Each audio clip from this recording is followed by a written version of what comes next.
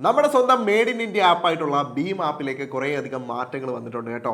ആദ്യം തന്നെ നിങ്ങൾ നോട്ടീസ് ചെയ്യാൻ പോകുന്ന മെയിൻ കാര്യം എന്ന് പറയുന്നത് പുതിയതായിട്ടുള്ള ആ ഒരു ഫ്രഷ് ലുക്കാണ് കേട്ടോ. യു എയിലും യൂസർ എക്സ്പീരിയൻസിലും കുറേയധികം മാറ്റങ്ങൾ കൊണ്ടുവന്നിട്ടുണ്ട്.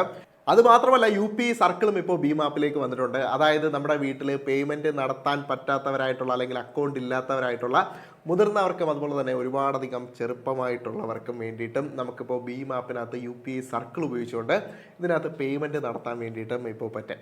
നമ്മൾ ഭീം ആപ്പിനകത്ത് നടത്തുന്ന ട്രാൻസാക്ഷനകത്ത് പൈസ എവിടെ പോയി എങ്ങനെ പോയി എന്നുള്ള കാര്യങ്ങളെല്ലാം അറിയാൻ വേണ്ടിയിട്ടുള്ള പുതിയൊരു ഫീച്ചറോടെ ഇൻട്രൊഡ്യൂസ് ചെയ്യുന്നുണ്ട്. ഇതാണ് സ്പെൻഡ് അനാലിസിസ് എന്ന് പറയുന്നത്. ബില്ലുകൾ സ്പ്ലിറ്റ് ചെയ്യാൻ വേണ്ടിയിട്ടുള്ള സ്പ്ലിറ്റ് എക്സ്പെൻസ് ഫീച്ചറും ഭീമിലേക്ക് വന്നിട്ടുണ്ട് കേട്ടോ. രാത്രിയൊക്കെ ഡൈനിങ് ഒക്കെ കഴിഞ്ഞ് കൂട്ടുകാരൊക്കെ ആയിട്ട് പോയതിനു ശേഷം നിങ്ങൾക്ക് ബില്ല് സ്പ്ലിറ്റ് ചെയ്യണമെങ്കിൽ അതിനുള്ള ഫീച്ചറും ഇപ്പോൾ പുതിയ ഭീം ആപ്പിലേക്ക് വരുന്നുണ്ട്. ഈ ഒരു ട്രാൻസാക്ഷൻസോ അല്ലെങ്കിൽ ബിൽ പേയ്മെൻറ്റിലോ ഒന്നും നിങ്ങൾ എക്സ്ട്രാ അഡീഷണൽ ആയിട്ടുള്ള ഒരു പൈസയും കൊടുക്കേണ്ടി വരില്ല. ആ ഒരു ബിൽ എമൗണ്ട് മാത്രം അടച്ചാൽ മതിയാവും.